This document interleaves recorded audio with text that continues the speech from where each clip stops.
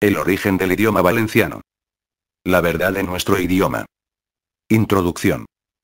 Desde antaño por parte de la cultura castellana y la catalana, se ha tenido interés en considerar a la lengua valenciana, como dialecto del catalán, hasta llegar al extremo de decir actualmente, por parte de grupos procatalanistas, que el valenciano es catalán, y que su verdadero nombre es lengua catalana, y no lengua valenciana.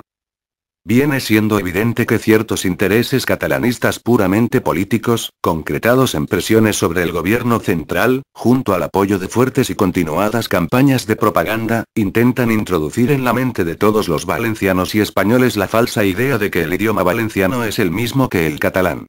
La finalidad última de todo esto sería unificar lingüísticamente a los valencianos como catalanes, para en un futuro, poder reclamar los territorios de la Comunidad Valenciana como parte de los països catalans. Ente político, social, y cultural ficticio, inventado recientemente sobre el papel, por los ideólogos pancatalanistas, y que nunca ha existido en la realidad histórico-política, o sociocultural de nuestro pueblo valenciano.